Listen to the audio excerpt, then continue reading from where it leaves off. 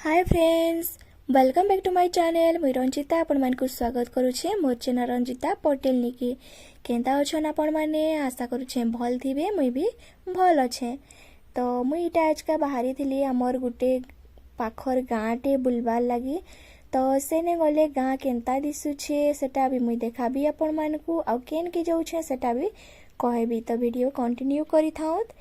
आ गला बेले देखुत रास्ता रे एनएच रे आमर गाँव पाखे पिठा मारेन कहसन सेने गोटे एक्सीडेंट होता। तो से गाड़ी माने सब जाम लगी जाता।